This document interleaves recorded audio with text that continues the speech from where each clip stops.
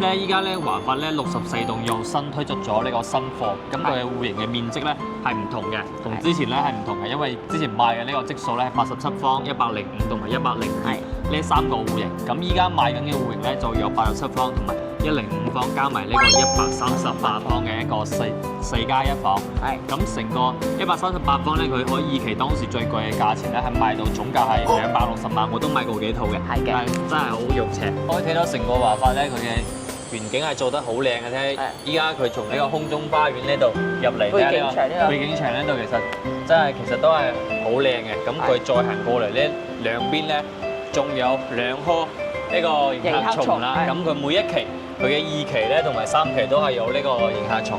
咁成個呢個華發嘅呢個園景咧，其實都係做得比較齊整啲嘅啫。呢啲地面啊，同埋呢個區嘅呢個配置啊、水景啊，同埋花園啊，因為3期咧係雙泳池嘅，佢兩邊咧有2個池，所以咧成個呢個水景咧就比較多啲。咁即係經常都話水為財啦，但係唔知有冇財富可以挖得到啦。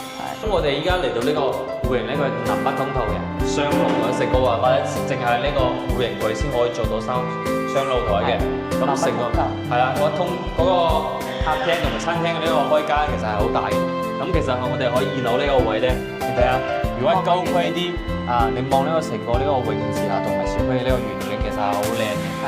再睇埋佢前排啦，你睇樓緊佢好遠嘅呢度，前後差唔多100幾米咯。係啊。因為佢對面嗰座就係56座嘅樣板房嘅單位，咁中間都唔會起樓啦，中間係泳池同埋花園嚟嘅。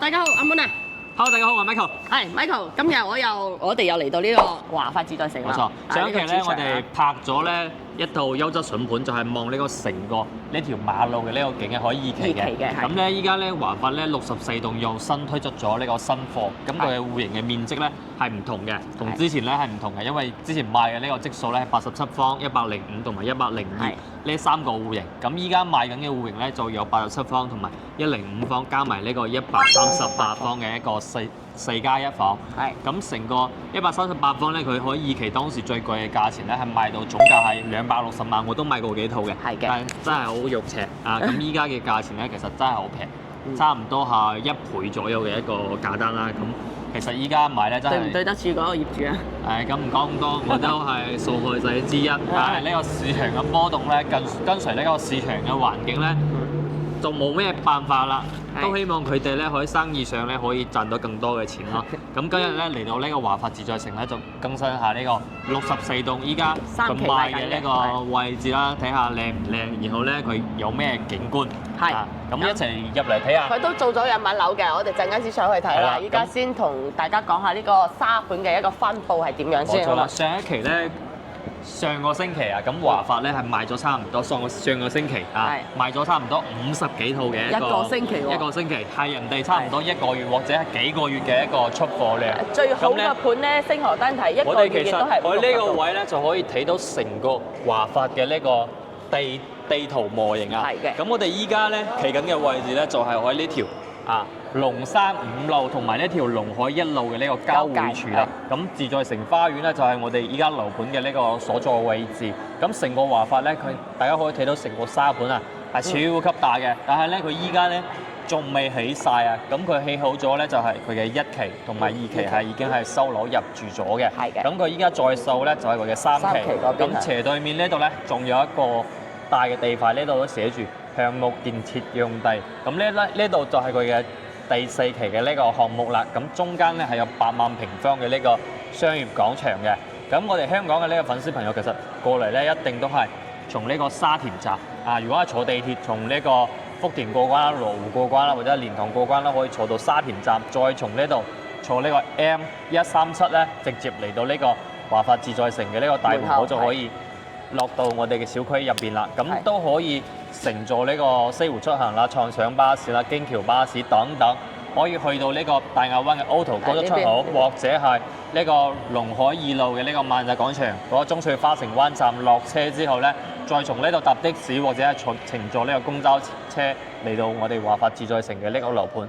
咁我哋呢個周圍咧，其實佢嘅商業背景係比較好嘅，因為咧我哋從我哋華發自在城揸車過嚟咧，大概係5分鐘到6分鐘左右嘅車程，可以去到呢個萬達廣場啦，同埋呢個益田啦。再往落行咧，就係呢個天虹超市、萬聯廣場，同埋咧仲有一個3甲級嘅呢個醫院啦，三和醫院都係成個淡水咧比較好嘅一個醫療配套嚟嘅，同埋呢個第6人民醫院都係一個比較好嘅呢個醫療設施。咁我哋隔離咧，我哋拍得最多咧就係橫大嶼龍台啊，周圍嗰啲二手靚嘅選盤，咁就喺對面有一個好大嘅嗰個公園啊，大亞灣嘅兒童公園都係好多大人啊、大細路仔去玩嘅。但係我哋大人過去咧都係可以觀光啊，或者係玩嗰啲遊樂設施都啱大人玩嘅。同埋咧佢景觀同埋空氣質素真係超級好嘅。咁我哋依家賣緊嘅呢個山崎咧，個前面呢度咧係有一座呢個虎山嘅，所以成個三期咧佢嘅呢個空氣質素咧相對嚟講係比較高啲。咁成個1期、2期咧，每一期咧佢都係30萬嘅呢個建築面積。咁1期、2期、3期都係37萬到40萬左右。咁佢4期係比較細啲嘅，咁佢淨係可以起10棟到13棟左右啦。但係1、2、3期咧都係有差唔多17、8棟嘅一個流動啦。咁我哋依家賣緊嘅3期嘅呢個單位咧，其實佢賣緊嘅呢個座嗰個流動咧就係54棟、55棟、56棟，同埋依家嘅最新推出嘅呢個64棟。咁我當妹姐咧，呢邊去啊，係啦，我哋琴日咧都帶客過嚟呢邊睇樓，佢依家剩低嘅呢個貨量咧其實係唔多嘅。佢嘅55座同埋56座咧，其實性價比我之前都講過。55座咧一定係佢性價比最高嘅，因為佢單價咧先9000零蚊，平啲嘅嗰啲西南位嘅87方嘅咧，望呢條路邊嘅馬路8500到9000蚊一個單價。咁咧55棟嘅位置其實係比較好嘅，因為佢望出去景觀係超級靚嘅，中間咧係錯開住嘅。咁佢56棟嘅價錢就好貴啦，我哋都有業主買咗56棟嘅，都係要1萬零幾百嘅一個單價。咁但係咧，佢雖然係有平嘅54棟，依家仲有好多貨量，但係性價比咧唔算太高，同埋咧佢係近住呢個高鐵嘅。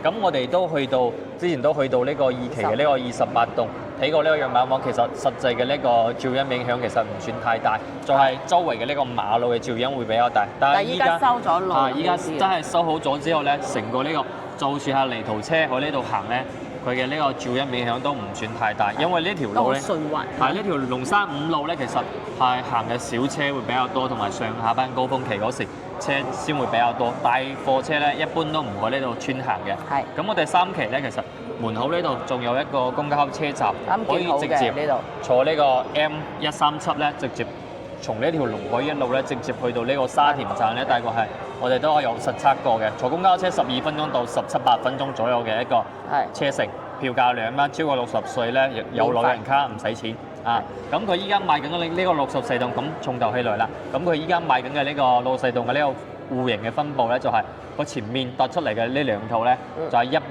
方嘅，呢個3房3+1房，4房2廳2廁嘅一個戶型。咁佢依家西南位嘅呢兩套咧，有一套係87方嘅，一套係105方嘅3房同埋4房。咁佢最邊戶嘅呢套05戶型咧，就係138方嘅4+1房5房2廳2衛南北雙露台嘅。咁佢64棟其實係同57棟、55棟係唔同嘅，佢係獨棟嘅一個單元。然後咧佢嘅前排咧，你睇下呢個位。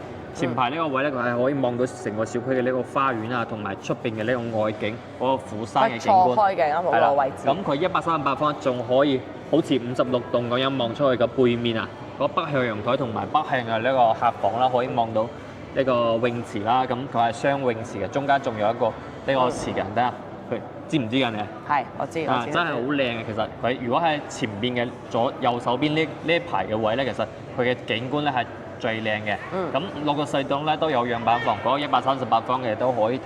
咁64棟價值高唔高咧？但係佢嘅景觀嚟講咧，其實係唔優於呢個55棟嘅價錢咧，但係會比呢個55棟更加貴啲，貴幾百蚊一個平方。首期。係啦，但係咧，如果真係要買咧，都有可能可以申請得到。申請咯，但係佢最主要因為依家賣得好，所以佢可能就有少少吊高嚟賣啦。係啦，係啦。就需要申請，就申唔申請得到咧，我哋唔敢保證嘅。因為個性價比咧，梗係55棟嘅性價比高。但係其實如果係我哋正常首期咧，都有好處嘅。佢送呢個2年嘅呢個物業管理費，然後咧你多啲首期，你俾多啲首期，月供咧都係羊毛出喺羊身上，就係你俾咗首期之後咧，貸款一定都係減少咗，咁你月供嘅壓力咧就細咗好多。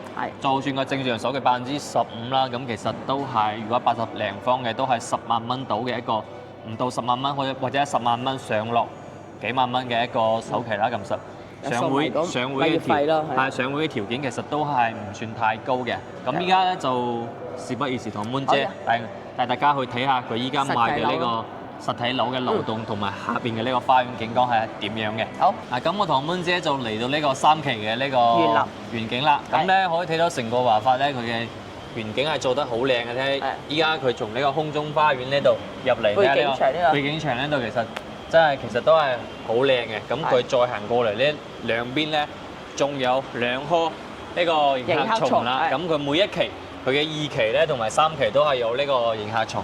咁成個呢個華發嘅呢個園景咧，其實都係做得比較齊整啲嘅。你睇下呢啲地面啊，同埋呢個園區嘅呢個配置啊、水景啊，同埋花園啊。因為3期咧係雙泳池嘅，佢兩邊咧有2個池，所以咧成個呢個水景咧就比較多啲。阿妹姐經常都話水為財啦，但係唔知有冇財富可以挖得到啦。係，有睇有冇金幣咯。我依家咧就係。因為我依家就自己住喺2期啊嘛，我就會覺得佢2期、1期同埋3期嗰一個園林對比咧，就係升咗好多嘅。冇錯，係個質素啊，都非常之唔錯。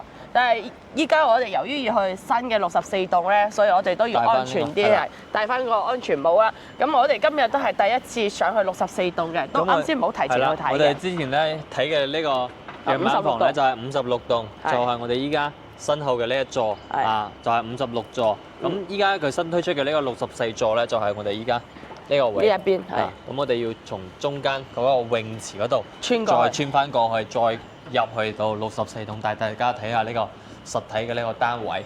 其實64座咧，佢都係獨棟嘅，但係佢價單嚟講咧，都係算係比較平均啲咯。佢會比依家55棟嘅呢個價單咧貴咗幾百蚊嘅一個價單。總價亦都係貴2-3萬咯，其實就還好。貴唔到係太多，但係佢係獨棟要唔要睇下嘅。泳池啊？我哋第一次靠近嚟睇泳池喎，係啦，泳池嘅呢個深度其實係非常之深嘅，睇下。 1.8係咪？從呢度可以穿翻過去嘅，啊，哦呢度唔可以，從呢度落水嘅，係啦。攝影師企嘅呢個位置咧就係呢度落水，攝影師你落去睇下有幾深啊？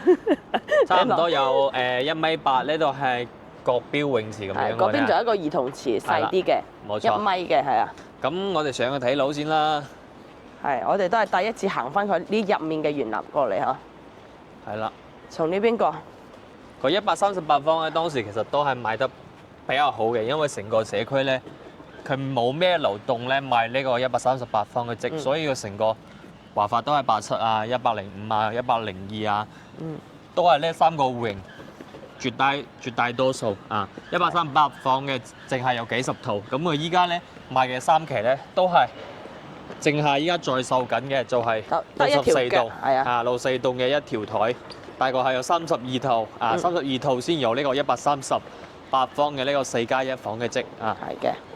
咁我哋行嘅呢條道咧，就係專門嚟睇呢個138方嘅呢套戶型嘅呢個參觀通道啊。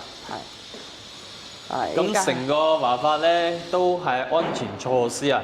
佢依家睇樓嘅呢個睇下呢個啊，省國之 Top 5千 Top 5就前5嘅意思，然之後1000億國企華發44年嚟冇爛過尾。我哋幾時可以做到成個惠州 Top 5啊 ？Top 5係做成個惠灣同埋呢個珠海呢啲做 Top 3啦，好唔好？俾個目標俾自己。係啦，我都希望啊，都係多謝各位師兄同埋師姐嘅。我哋粉絲量低咧，仲咁支持我哋，一直咧以嚟對我同妹姐嘅呢個支持啊！係，多謝大家。依家嘅樣板房咧就喺呢棟嘅2樓啊，點翻個 like，然後點讚啊，然後咧唔得嘅，可以行樓梯啊，哦行樓梯，啊點個讚，俾個 like，follow 翻我哋頻道，係啦，訂閱下。我哋個粉絲就要靠你哋慢慢咁增加先可以上嚟嘅。唔定時咧，我同妹姐都會分享靚嘅呢啲二手選盤啊，最新嘅一手樓資訊咧都係好及時去更新嘅。啊，同各大發展商咧都係有長期長期嘅一個合作。啊，唔一定咧就係可以攞到最低價錢，但係咧一定唔會買貴啊。唔會俾其他人。啊，咁我哋依家嚟到呢個戶型呢個南北通透嘅雙露台，成個華發咧，淨係呢個戶型佢先可以做到雙露台嘅。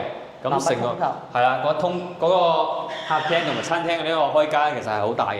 咁其實我哋可以2樓呢個位咧，你睇下，如果高區啲啊，你望呢個成個呢個泳池啊，同埋小區嘅呢個遠景其實係好靚嘅。係。再睇埋佢前排啦。你睇樓近佢好遠嘅呢度。前後差唔多100幾米咯。係啊。因為佢對面嗰座咧就係56座嗰樣板房嘅單位，咁中間都唔會起樓啦，中間係泳池同埋花園嚟嘅。係。啊，咁我哋睇下廚房，再去主陽台帶大家睇。我依家未開燈。啊。廚房做咗個 L 字形。啊，膠標其實都係一樣嘅。係。3件套啊，方太嘅呢個抽油煙機同埋呢個爐櫃，同埋呢個有個雙門嘅雪櫃位。係。個消毒櫃都有嘅，依家未打開。係。係啦。呢個位置有預留嘅。冇錯。